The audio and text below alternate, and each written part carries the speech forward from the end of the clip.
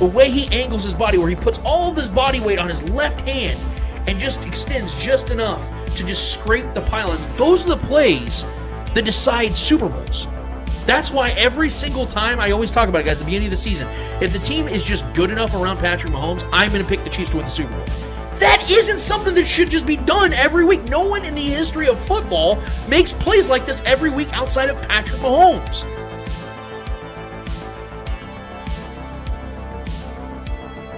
I want to thank all the talking heads and all the doubt. Yep. Keep it coming. Like, all it does is anytime you can give petty Mahomes the motivation, bro, I'm all for it. That's why I was excited when, all these people were saying these things. It's like, bro, let's go. Yeah. If I'm feeling boosted and juiced by it, can you imagine what he's feeling?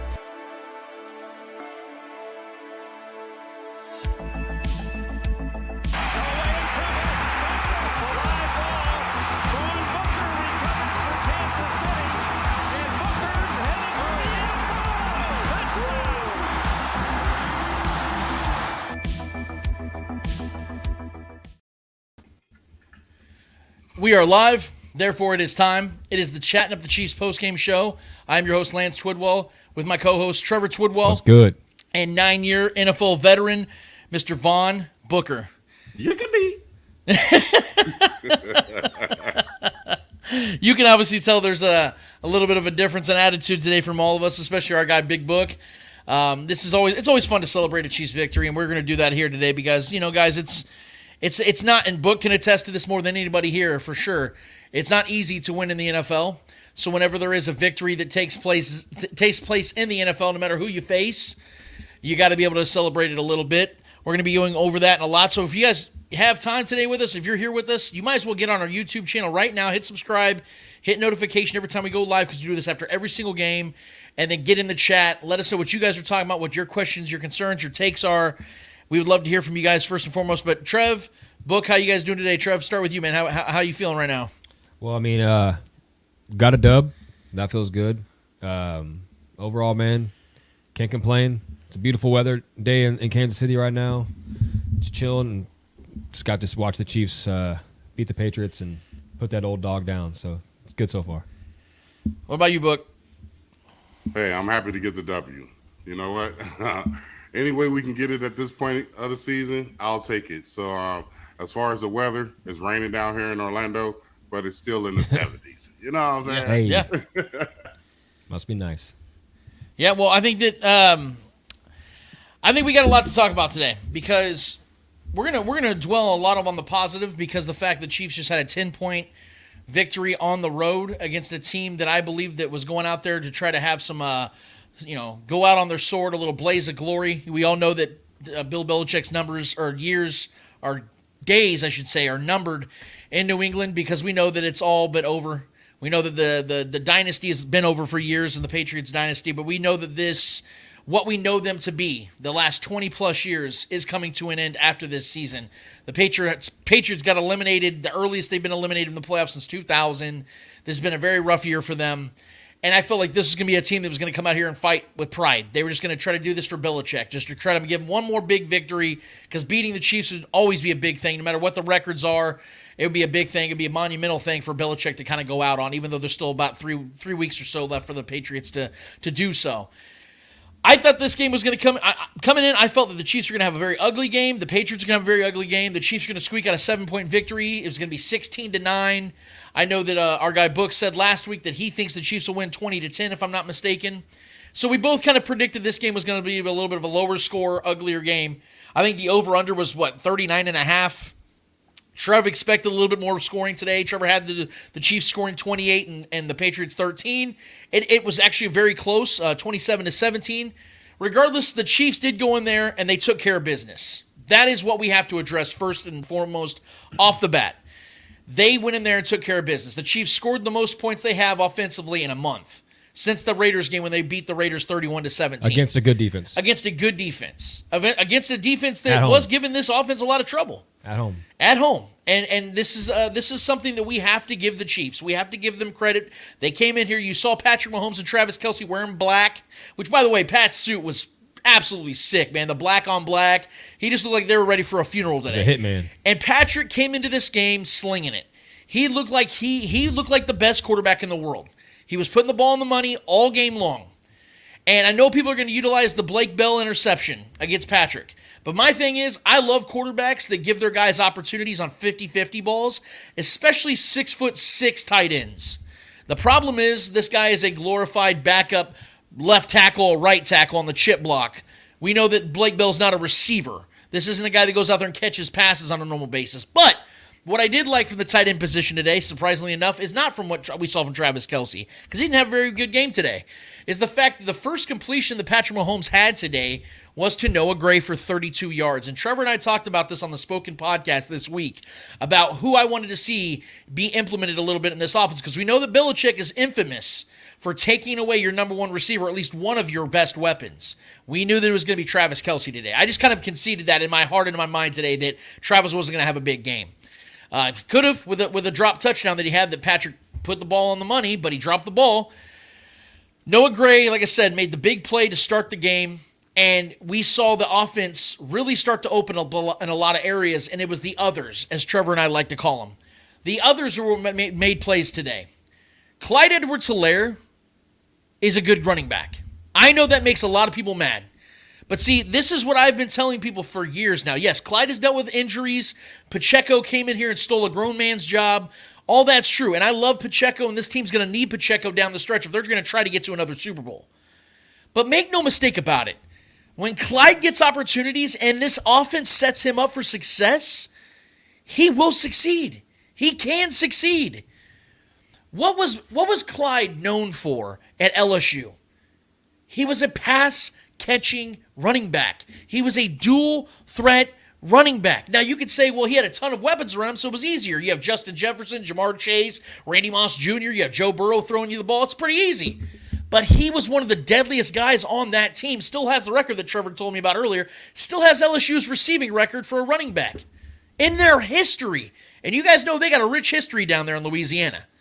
And he's the guy. He was him, as they like to say.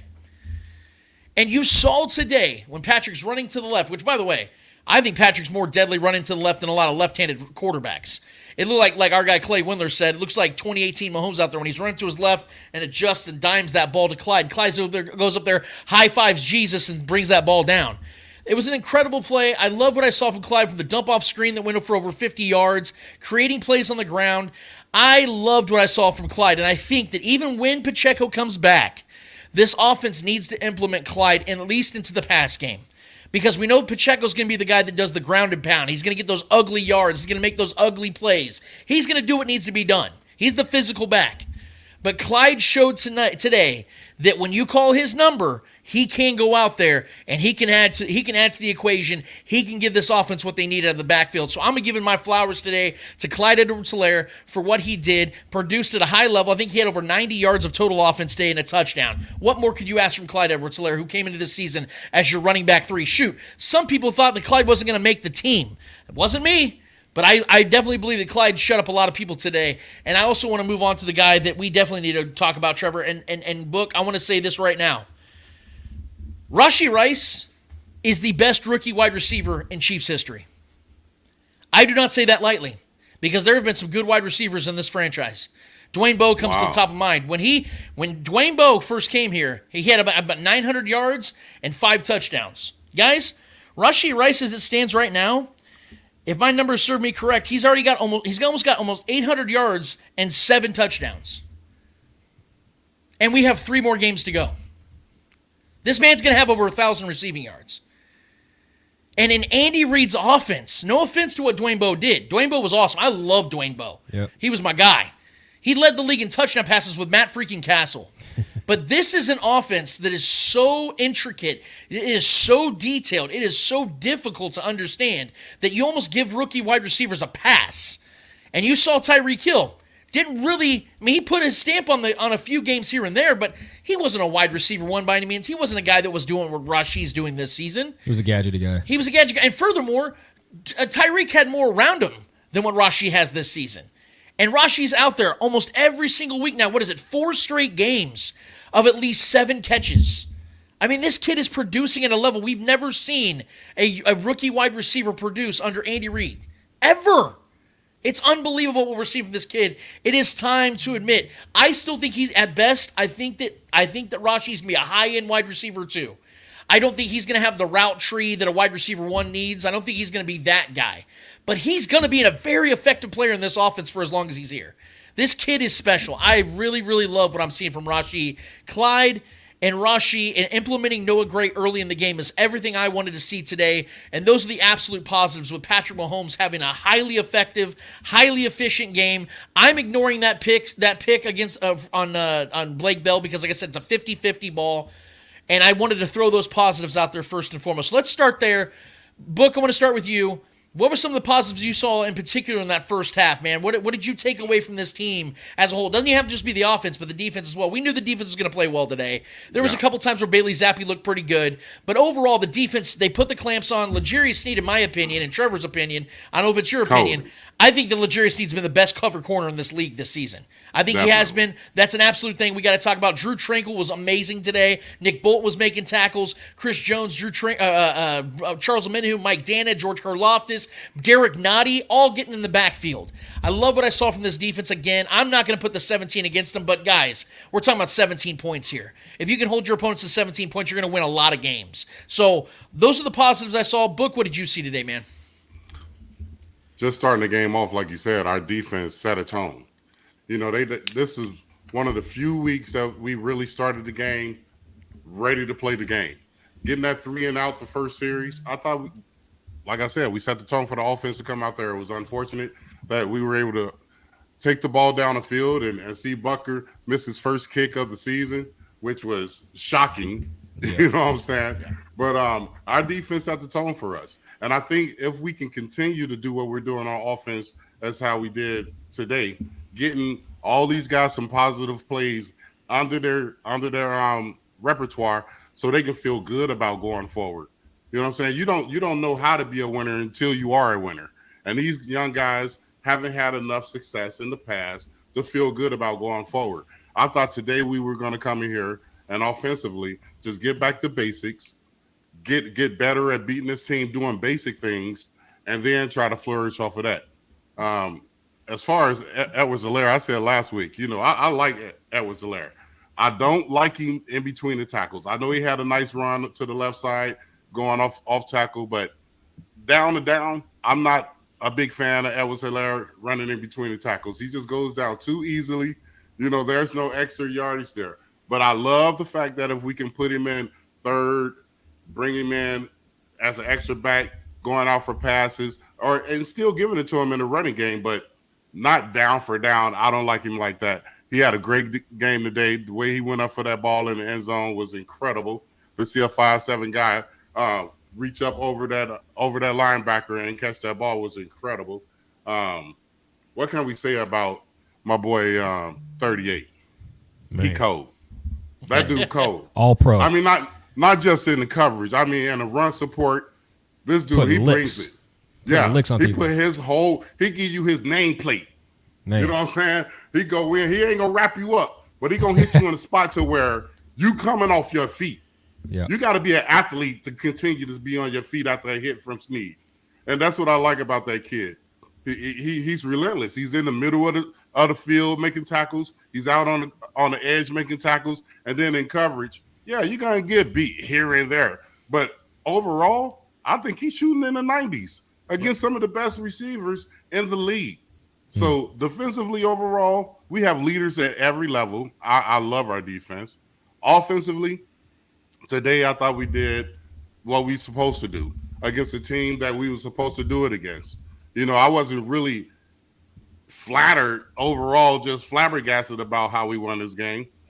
I told you earlier I didn't see the end of the game because my cable went out. But right. Hey, for what I did see, we were on the right path. Our offense did look better than it's been looking in past weeks. Jawan, oh my God, man, every fucking week. Man. Are we gonna keep doing this, bro? Like he's moving. I'm surprised he didn't get called more than that. He's rocking as receivers are going in motion. That's illegal motion. That's two people moving at the same time. If the wide receiver doesn't get set, that is a flag. I see these little things right there. Why is he not just getting set? Right. Why he is rocking to the beat? Yeah, Right. So it's crazy. It's a legitimate question, Book. Yeah, he's costing us at crucial times. You know what I'm saying? Another thing, our offensive players need to learn how to protect the ball after contact. You know what I'm saying? If you know you're about to be contacted, cover that ball up. You know, I used to hate when Shady was on the team. Oh Lord. I used to have heart attacks with that song going. You know what I'm saying? Who runs with the ball like this? Yeah. Shady McCoy. Yeah. I'm like, bro, if y'all don't get his ass off the field, Yeah, you're not Dion, bro. yeah. So, we just got to protect the ball better. These things, like they said, and the commentating on TV, most of the things that is happening with us are self-inflicted. And that goes back to the discipline. That goes back to the coaches. It goes all the way up to Andy Reid. You know what I'm saying? Andy, in his older age, he's delegating a lot of things. He's not being that stern Andy that we used to. He's jovial. He's your buddy. He's in commercials with you. Where's the discipline? Let's get back to for real while we here. To win games, to have a chance to win a Super Bowl. Focus on that week in and week out. And give the ball to the guys that are making plays. Stop spreading it just because they're on the team. Right. Give it to the guys that's making plays for you. MVS, yeah, he had a catch today. But we can't count on that going into next week. We got the Bengals coming up. You know what I'm saying? We can't sleep on the Raiders no more. They just scored, 63? Yep. You can't look past nobody in the NFL that scores that many points. So that's my thought on it. I think I done put all mine in a nutshell right there. See y'all next week. Oh, don't worry. I'm going to come back to you in a minute. I'm glad you were cooking, though. I was letting you cook. That was you were cooking legit. It was something tasty, so I enjoyed it very much. Especially when you started saying, "Oh Lord," talking about Shady McCoy. Boy, that used to just drive me ape shit. Boy. Yeah, flashbacks. Trev, let's get your thoughts on. Let's get some positives from you, Trev. Yeah, there's a reason EB benched that man. Yeah. Listen, man. At the end of the day, this Chiefs team did score 30 points in my mind. We, out of respect for the Patriots and Coach Belichick, we refused to hit a field goal. We could have even scored a touchdown in that last possession there. But we kneeled it 4 straight times to ice the game when we could have put up points. So basically, in my mind, we scored 30 points in Foxborough, in New England, against that defense who's been allowing the fewest points in the last, I think, 8 weeks of any team. So that in itself is impressive. But at the same time, this is, like you said, Book, this is a team that we're expected to beat. A lot of people didn't think we put up that much points. I did. I felt this was a good spot. Even with all the woes, with all the interceptions, the 2 interceptions that were not even Pat's fault, Kadarius Toney, I'm sure we'll get to that guy a little bit more, but I don't know what to do with that guy anymore. I love the guy. I want to hear what you like today. We're gonna get to this stuff we didn't like in a second. Okay. I want to hear what you liked. But Patrick Mahomes. Okay, so Patrick Mahomes had over 300 passing yards, 2 touchdowns. And then I think Clyde Edwards-Helaire, good football player, right? The guy's a good football player. Maybe not the best running back, but the guy's a good football player, and Pat trusts him. And I think Clyde made the best catch of his entire career today. 101 yards from an offense today for Clyde. Right. I mean, you cannot ask for any more than that from him. Showing up in a big moment too when we needed him the most. We needed a balanced attack, and he gave us that. McKinnon with a passing touchdown and a receiving touchdown. So our running back showed up today. Rashee Rice, wide receiver 1, once again, over 90 yards, 6 catches, 7 catches. 9 catches. He had 9 catches. Damn. 9 catches for 91 yards and a touchdown. I mean, just feed him. Just keep feeding that kid. Don't throw it to anybody else. Find ways to get creative. With Kelsey having a no-show basically today, Rashee Rice showing up and being that X factor in the passing game when other guys were letting us down. It was really good to see that. He had maybe his best performance overall, and as far as a game we needed to win, and we ended up winning. He's had some good performances in losing efforts, but this game, I was impressed from what I saw to Pat. Outside of some blunders that we'll get to, but I think overall, seeing what Clyde brought, seeing what McKinnon brought, seeing Rashee Rice keep continuing his excellence as a rookie, who knows what this kid's going to do with another couple seasons under his belt in this offense. It's exciting. I felt Coach Nagy put together a good game plan, got some guys in space. Is he getting credit today? Hey, listen. I'm going to give him credit because he had some good plays drawn up. There were some blunders on the players that were supposed to catch the ball, didn't do that. But he did a good job getting guys in space. He drew up a lot of good plays for Clyde. But I will say this at the same time, there were some things it felt like Pat still had to create a lot. A lot of things aren't clicking, out of execution, out of like the first few reads. It feels like Pat has to still create and do the intangible things to make things work. Like the Clyde Edwards-Helaire touchdown pass. That felt like Pat had to create and find him. I want some things to work just out of fluid, just out of 3-step, 4-step drop back and release the ball, touchdown. We don't get enough of that in this offense, obviously for reasons. But overall, man, we won a game that we're supposed to win after dropping a couple in a row in some games that I felt like we should have won too, but we didn't. At first, it was a slow start. You know what I mean? We kind of let the Patriots kind of create the pace, and then we found that pace, and then we took over the pace of the game. So the better team won today. Patrick Mahomes played well. Well coached game. So not much more to add to that, man. It was a pretty good executed offensive game for the most part. Well, I looked the numbers up, and obviously I told Trevor that I told Book everybody that Rice had 9 receptions today. Well, Patrick, when targeting Rashee Rice, Clyde Edwards-Helaire, Noah Gray, and Jerick McKinnon, was 18 of 18 for 211 yards and 2 touchdowns. In other words, the others really stepped up today. And this is a game they had to do that because Belichick is a defensive genius. He's going to take your number one option away. And everybody else that needed to step up did step up. This is what I talked to you guys about before the beginning of the season. I said that I don't have a lot of trust in this wide receiver room. In fact, I had very little to none. So it's going to have to be Noah Gray. It's going to have to be the running backs. It's going to have to be the tight end and running back position groups that step up in games like this in order for the offense to get anything going. And Patrick Mahomes is going to have to learn that trust between them and those two positions. That's exactly what happened today. Yeah. And I really appreciated what Patrick did and how he utilized the weapons that were willing to go out there and make plays. Like I said, didn't throw an incompletion to those 4 guys. Yeah.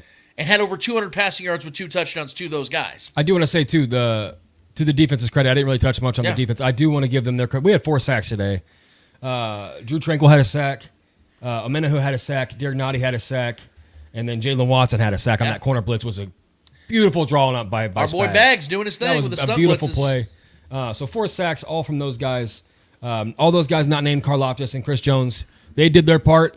Chris Jones had a great batted ball as well. And then Willie Gay had that interception. Yep. We should have had 2 picks, honestly. One-handed. Yeah, we should. Yeah, that was a great pick. We should have had 2 picks, though, in my opinion. But the other ball, I forget who it was that had it, but it was Mike Dana. Or I think Mike Dana had it, but there was a couple guys that kind of had it and they dropped it. Yeah. Oh no!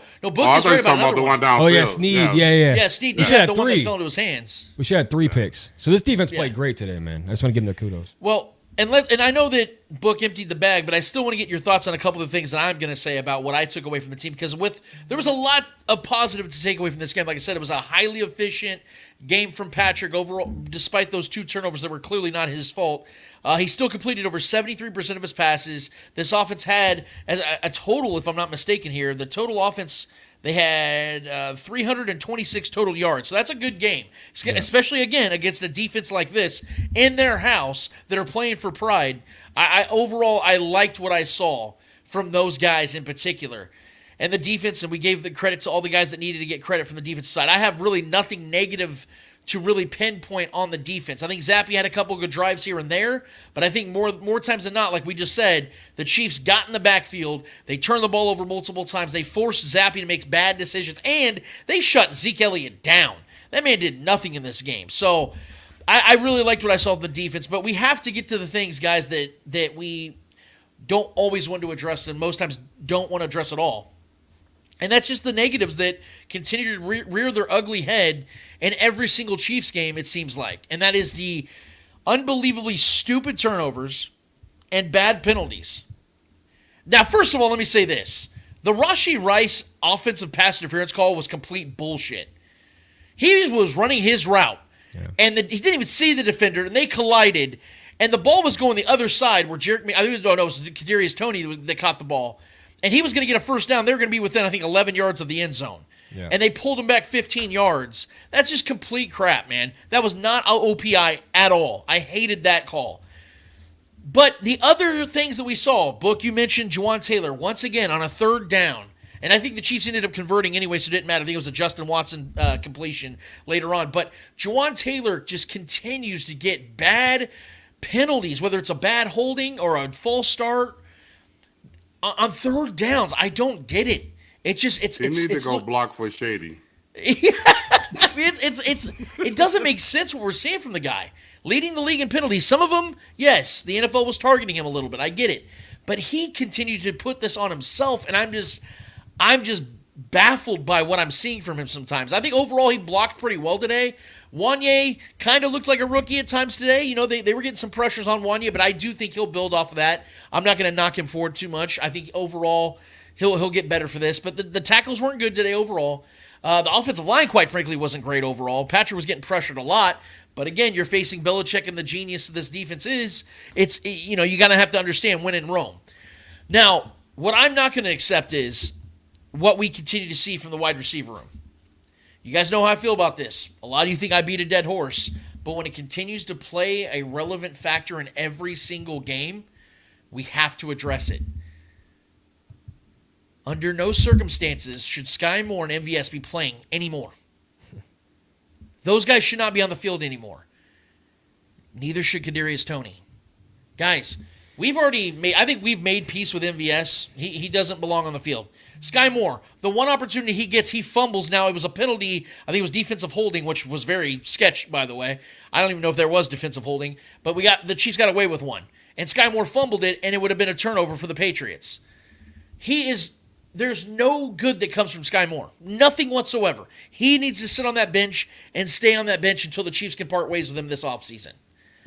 But Kadarius Toney, the guy that Trevor and I believe Books had some faith in him, we've been waiting and waiting and waiting and waiting some more for Kadarius Toney to finally show us, I can be a reliable asset in this offense. I can be a guy that Patrick Mahomes can trust. I can be a guy that can go out there and make a snag and not fumble the ball or tip drill the ball. But that's not the reality of what's going on, guys. At all. Once again, Kadarius Toney tips a ball right into the hands of a defender. And this time, unlike week one, when Patrick Mahomes kept everything very, very diplomatic and just kind of walked off the field, didn't say anything, didn't show any body language, this time around, Patrick Mahomes was absolutely livid. They're in week 15. And this is still happening. It'd be one thing if Kadarius Toney was out there producing like a Tyreek Hill. Because we saw in 2021, Tyreek Hill had like 5 or 6 tip drill balls. But Tyreek Hill also had about 1,400 yards and about 11 touchdowns. You can live with that when he's great. You know you can't put up with? Having a guy that does that has 2 catches for 5 yards today. That's unacceptable. And to me, this is almost in a twisted way kind of a positive thing to say. Because we now know through 15 games, or was it? Yeah, 15 games now. MVS, Sky Moore, and Kadarius Toney are completely unplayable. These are not guys you can play. They're not good. And yet, the Chiefs have 9 wins so far with 3 games to go. They're going to win the AFC West. They have a legit shot at getting the 1 seed in the AFC. And they are still, I think, 2nd or 3rd in Super Bowl odds. That should tell you how great Patrick Mahomes and this defense have been and are. That should tell you that this quarterback is something special. That when you have 3 of your 4 biggest targets on the field are not only below average, not only underwhelming, but are guys that are literally not contributing at all, doing literally nothing today. I mean, look at the numbers. Valdez-Scantling, 1 catch for 17 yards. Kadarius Toney, 2 catches for 5 yards. Sky Moore, 0 catches, 0 yards. And you won this game. You put up 27 points in New England. This quarterback, man, y'all like to sit here and blame him and say he's cooked or he's not throwing the ball as good as he used to. Guys, this is a career year for Patrick Mahomes in completion percentage, despite these facts. Despite the fact the Chiefs had 2 turnovers and 4 drops today. He still went out there and did what he did. Completed 73% of his passes to backup running backs and backup tight ends. Think about that. Travis Kelce didn't have a good game. Rookie wide receiver, Backup tight end, backup running back were his number one options today. And he went out there and cooked. That's how great Patrick Mahomes is. But this team has a real problem that continues. And honestly, I'm going to be real with you guys. I think it's getting worse. Because now there's no hope. Like we would sit here like all season going, I think Sky Moore can turn it on. I think Kadarius Toney can do it. I think MVS is due for a good game. We're seeing it, guys. This team, if they're going, and it's exactly what I said from the beginning of the season. The only way this offense is going to do anything, the only way this team wins the Super Bowl is if they overcome that. Today they overcame it. Book, like I said, I already know you unloaded the magazine, but from that viewpoint, that specific viewpoint with these wide receivers, I mean, I know the second half was kind of something you didn't get to really witness per se, but it's still a problem, man. Do you think that this offense is going to be able to overcome it? Because it took Patrick everything in his will today to do it, and he did it. But do you think that can be something they can continue for the next 5-6 games if they end up getting to 5 to 6 more games? Hey, I think it goes back to what I said earlier. Those three guys, like you said, aren't producing for us. So why have them on the field? We got to go with the guys that are making plays for us. The fact that we're wasting plays on guys that are not making plays for us takes away from us being able to use Travis Kelce the way we want to, because they know we don't have a backup plan to Travis Kelce. You give them the other 2 or 3 guys that are making plays, Rice, and 1 or 2 other guys that we can rely on, even though if it's in the declining station from Rice on down to whoever, you know what I'm saying? Just the fact that we know here and there these guys are going to make plays, that opens it up more for Travis. You know what I'm saying? The fact that we keep bringing in MVS and just wasting downs, down after down. Tony come in. He looks great. You know what I'm saying? He's back when I was playing. We say he built like Tarzan, play like Jane. What are you doing? Get out there and do your job. Catch the ball. If it hit you, man, ain't no way back in the day we had guys like Tamarick Vanover and these guys who relish. If they say if it hit both my hands, I'm catching the ball. That's my job. I'm here to do one thing. We are definitely wasting plays. We're wasting one of the greatest quarterbacks to ever play this game. Just his talent. It's embarrassing to keep putting this game plan together and expect for it to change. It's too late into the season. I really don't see anything changing other than the fact that we got to stop giving these guys unwarranted plays that they're not going to do anything for us. It's just costing us in the end. So stick to the guys that are making plays for us. That's going to open it up for Travis. And then our running game, play action off of that. Things we can get back. It's not too late. But time is running out. The playoffs are literally around the corner.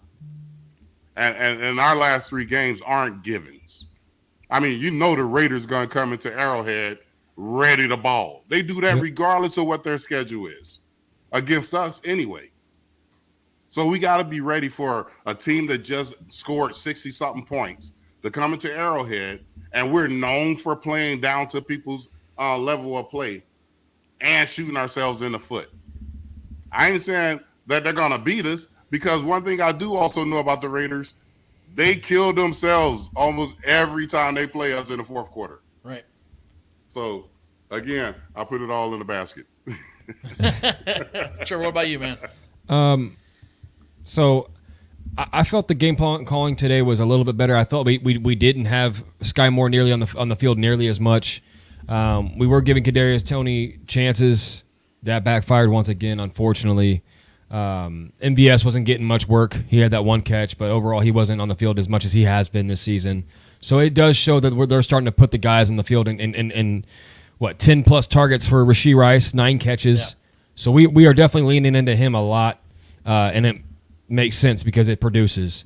Getting the ball in the hands of Clyde and McKinnon obviously was a good game plan today. And we talk about the things we overcame today. We overcame the turnover from Toney. We overcame the 50-50 ball that went the other way for Blake Bell. And we also overcame Travis Kelce being non-existent and leaving a touchdown on the field. Travis Kelce had every reason to catch that ball, and he got scared of taking the hit. He was going to take a big hit. He's taken big hits in his career. He was going to take that big hit, but you saw him flinch, and he dropped the ball and put his hands into his chest and try to brace for that hit without catching the ball first. You can't have that from Kelce, bro. You got to take that play like a man, unfortunately. But that's the bang play of football. That's what it is. Exactly. So I didn't like what I saw out of Kelsey today, to be honest. I know Belichick had a game plan to keep him out of it for the most part, but he had a great opportunity to score today and get on the board, and he left 6 points on the board.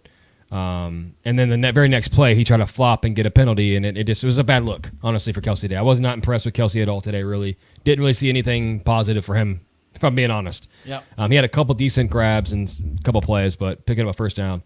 Other than that, man, yeah. I don't know what to think about Kadarius Toney. I still believe in the talent of him. It's just I don't. I mean, what kind of gloves do we need to buy this guy, bro? I don't understand how you drop that ball. The ball. Pat couldn't have thrown the ball any better. He hit him in stride, hit him right in his palms. Another tip. I mean, it might as well have been a pick six because they scored a touchdown on that turnover. So that's more points off turnovers for Kadarius Toney against his team. He's basically playing for the opposition every week. It's unfortunate. But I think we need to sit everybody down who continues to drop balls. Justin Watson looked pretty good today, made a nice ball. My nice catch with Pat putting the ball right on the money. He actually caught it this time, so that was good to see. I'd much rather have Justin Watson out there running the deep balls than MVS, so I'll take that. Shorten the rotation, man. If we can get Justin Ross, maybe he becomes something. I know Shaggy Shane is chomping at the bit to see Justin Ross get a run going. Towards the end of the year, going into the postseason. But overall, man, we overcame woes. But if we play anybody better than the Patriots, we probably lose this game. Well, yeah, that's why I told you guys that the Bills were the last real challenge for the Chiefs, even though I know you said it, Book said it, like, none of these games are just gimmies. You're playing backup quarterbacks, though, so you should win these games. You should win out, which is why the Bills were that last true what do you got in you kind of test. And that's why we felt the way we felt after that game, and I still stand by it. Because I do believe with the way the Chiefs dropped the ball today and had the turnovers today, if they had played a capable quarterback, if they had played a top-tier quarterback, the Chiefs could have very well lost today, even with scoring 27 points. Because the defense can't overcome these turnovers every single week. They can't overcome these drops every single week. So these are real problems, guys, that the team is going to continue to have. The question is, can the defense peak into the postseason? Can the offense and these pieces around Patrick Mahomes that he knows he can rely on, can they stay reliable? Can Rashee Rice continue to play the way he's playing? Can Travis Kelce break open for a few games here and there? Because we know that the defense are going to double, triple team him every week and challenge Patrick Mahomes to beat them with somebody else. That's going to be a given now. And again, the blueprint's out there of how to slow this offense down. But it's going to have to take Patrick Mahomes and this defense to lead the way. Can they do it? That's the biggest question. This is why, Book, I said on the Spoken podcast this week that the thing that when people talk about, well, Lance, if you guys don't think that the Chiefs are legitimate Super Bowl contenders right now, who do you think in the AFC is? My answer, and the only answer I have, is it doesn't matter. Because to me, it doesn't matter who the Chiefs would face. The biggest threat to the Chiefs not winning the Super Bowl are themselves. Shooting themselves in the foot.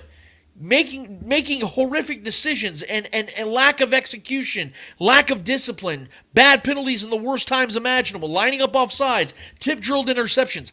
These are the things, guys. So although, yes, positives are coming out the ass today about going up there, winning by 10, covering the spread, beating a team that you should beat, keeping bad teams bad. Those are good things, and we can sit here and relish on it for a certain amount of time. But we know that this team has a Super Bowl standard. And to this point, this offense has played nowhere near the level that a Super Bowl team should play. And that is what legitimately concerns me right now, guys, because at times in this game, the Patriots were playing better offense than the Chiefs. It wasn't because of the lack of Patrick Mahomes. It was because of a lack of execution. And that's what's concerning me, guys, is that even with a backup quarterback out there, sometimes these offenses can show you that, hey, we can get in a rhythm too, and we can step toe-to-toe with you guys. And if your offense isn't on their game, we can beat you. And so I think that last touchdown was kind of a cheap one. I do believe the Chiefs should have went in there and at least kicked the field goal to end the game. I didn't really understand why Andy kept kneeling it, but whatever. That's just how Andy does things. He's done this now for 400 games. This is what he does. This is who he is. Such a gentleman. So be it, yes. Yeah. But you know what? Before we get to book it with Book, rather. I'm sorry. I want to get to a couple of the questions. I think a few people have chimed in the chat as far as questions are concerned. Let's go ahead and get to those, Trev. We did have. I mean, the one question I want to get to, Shaggy Shane. He questions, with the wide receiver woes. How do we fit Justin Ross and McCole Hardman? Do they bench Moore and Tony? That was his question. Book. I want to get Book's thoughts on this, but real quick, I'll say this. Yes. Yes. Anything. You know what I'm saying? That was easy. You ain't have to wait on me. Man, That was perfect, man. That was cinematic gold right there. We should get some awards for that one. That was perfect. Yeah, we ain't got nothing else to add to that. But in all seriousness, yes, guys, when it comes, this is a results-oriented business. At this point, what matters more? Making sense of a guy you paid $30 million to and a second-round draft pick you got 2 years ago, trying to make sense of those guys, or bettering your chances to win a Super Bowl? I'm going to go with door number 2. Now, look, I don't know if Justin Ross is going to be anything in this offense. But I saw a guy in training camp that was leading the team in highlight reels. I saw a guy that made the team that shouldn't have made the team because of all the injuries he's suffered over the last 2 or 3 years. But he made the team. And this is a team that thought they had a deep wide receiver room, and he still made the team. and I mean, what's the downside? What's the downside? You know, we already know what the downside of Sky Moore and Kadarius Toney are. It's points for the opposition. I mean, Justin Ross is only upside. McCole Hardman, we know what he can do in this offense, special teams and offensively. I mean, you let McCole Hardman run that route that Kadarius Toney did. That's a catch. Yes, when McCole Hardman's off the IR, he's going to be in this offense, and we know what purpose he serves. Sure. We know that. And Richie James doing what he's doing on the special teams, he has a purpose. He needs more snaps in the wide receiver Yes. room, too. So what I'm saying is they may not have an offense-altering person that's going to come into this wide receiver room. Right. They may not be There's a difference no savior. maker. There's no savior. But sitting a couple guys that have literally just been a poison to your offense might actually just help your offense by that alone. It might just make it that much more fluid having them off the damn field because there ain't no defense out there that's going to respect those two. There ain't nobody fearing Sky Moore and MVS. Shit, you can put them in the same body, combine them, ain't nobody fearing those dudes. Right. We know what those guys are and what they're not. So when Justin Ross is able to play, which I know this week was a conditioning week, they kept him inactive. They're getting him back into football, a little bit more football shape. I do expect him to play next week. I would like to see him get either MVS's or Sky Moore snaps. And then Richie James, and then when McCole Hardman gets back, they kind of split the other guys' snaps.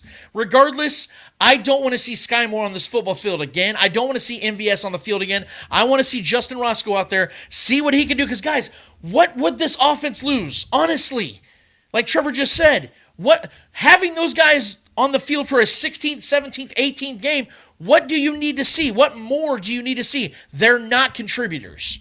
And if you have young dudes that are motivated to try to make a statement, try to make their place in this world, or at least in this offense, let them go out there and try to prove that they're worth it. And furthermore, this is good for 2024 because guys like Nico Remigio will get a chance next year. Yep. He's going to try to fight for a spot. So if Justin Ross and him are going to be going at it, if you get 3 to 5 games of a sample size of Justin Ross and he starts playing well, that's going to feel pretty comfortable for you to bring him back next season as opposed to let's see what he does in training camp. If he establishes himself in this next month, you're going to feel really good about him coming into 2024. And then you're going to be able to go out there and really understand what your wide receiver room is before you even get to the draft. These are decisions that I think can help this team not just for this season, but moving forward. That's what I want to see from this team. That's how they need to go about it. I just don't understand. If Andy Reid continues to put MVS and Sky Moore out on the field, I feel like he's just being ignorant at that point, being stubborn at that point, especially if Justin Ross, Richie James, McCole Hardman, and guys like that are able and capable and healthy enough to go out there and play. That's my opinion. Sure, what else do we got? There's no other real questions of note, but I am going to give John Harrison a moment here.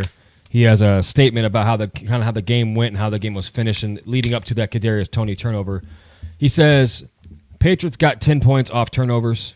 Toney tipped pass interception. Why in the hell didn't they run up 27-10 with 9 minutes left? Just be conservative. Run the ball. If nothing else, punt. Don't give an anemic offense life and a chance to score. I'll tell you why.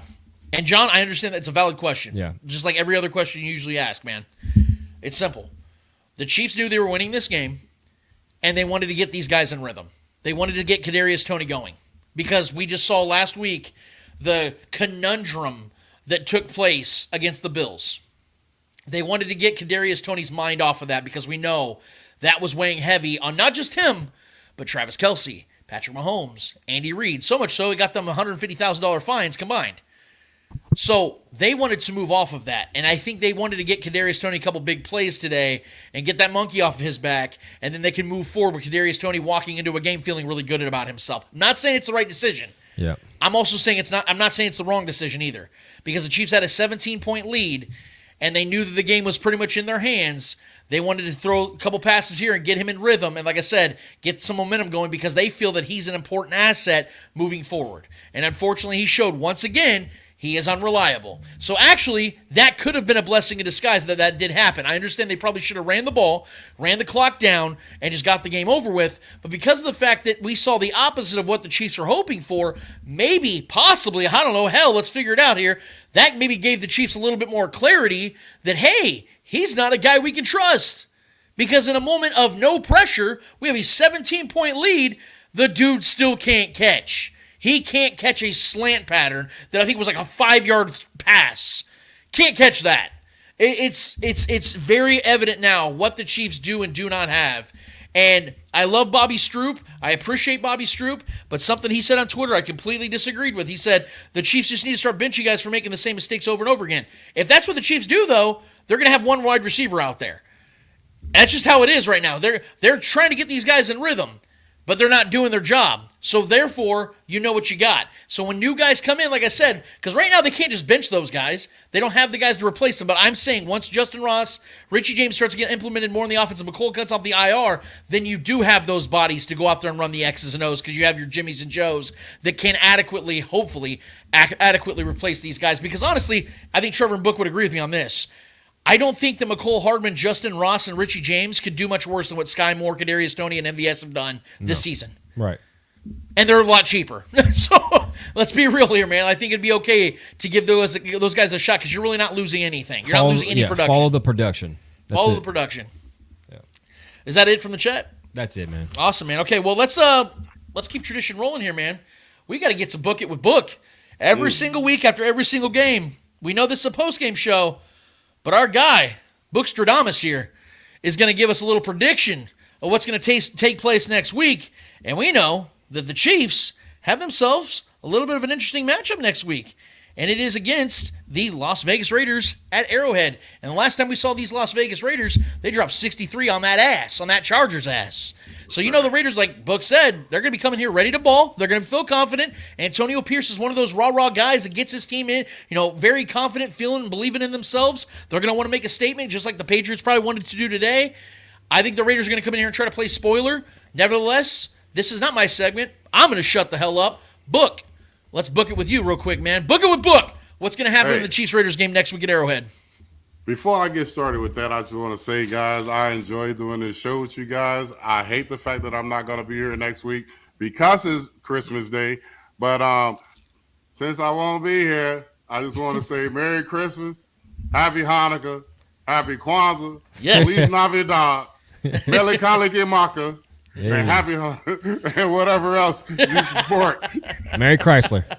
Merry Chrysler. Merry Christmas.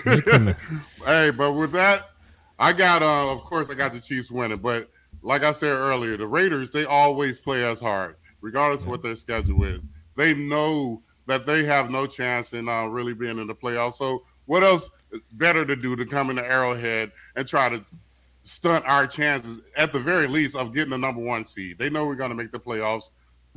If anything they can do to hurt us, they're going to come in here and try to do that. But they will always stay true to form in the fourth quarter, shoot themselves in the foot.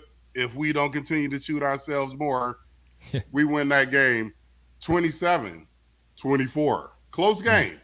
Only because the Raiders are going to mess up late. And we play down to our team's opponent, to their skill level. But I got us winning this game at home at Arrowhead. A much needed win. We definitely gonna have. Looking forward to the next week. But one game at a time. 27-24 Chiefs. I like it, Book. That is Book It with Book. And for the record, we're going to miss Book next week as well. We always appreciate, honestly, Trevor and I, we have our own show on Saturdays. But when we get to do this with a former pro, a great dude like Book, who's just salt of the earth, he calls himself a fan. But we all know this is one of the few human beings in this planet that have the bragging rights of saying they played at the NFL level. And the average NFL career is about 2 years. And Book played a long time in this league, played a better part of a decade. So he's got a lot to be proud of, and we're proud to be a part of a show with him. And we're so happy and honored to have him every week. We're gonna miss the hell out of you though next week, Book. Best believe that. So you'll be on our thoughts. We hope you have a Merry Christmas, my friend. We hope all your family has one as well. Yep. And we hope everybody that's watched this, paid attention to this, and chimed in with us will have a great Christmas if you're not with us next week. But if you are, we would love that. We would welcome you guys because we will hear the show goes on, and we'll continue to do this thing, and hopefully we'll be doing this all the way until the Super Bowl. That's the hope. We'll see if it does happen. But in the meantime, damn it, the Chiefs moved to 9-5 on a 27-17 victory against the New England Patriots. We will see what happens next week, but you guys enjoy your week. Trevor and I will be on Saturday next week. I believe it's going to be around 10:30, 11 o'clock in the morning. It's kind of varies during the holiday season. We got a lot of things moving around. Nevertheless, a show will be going on Saturday. We promise you. You can find us at the Spoken Podcast on YouTube. It's under Starcade Media's umbrella. And there's a lot of other great shows like Arrowhead Allies and several other shows like Chattin of the Chiefs Postgame Show under Starcade Media as well. You guys can find a lot of good content here. We're very proud to be a part of this, and we're going to keep this bad boy moving. So for Trevor, for Mr. Book, I'm Lance Twidwell. This has been Chattin of the Chiefs Postgame Show. We will see you in 1 week's time. See y'all. Later. Peace.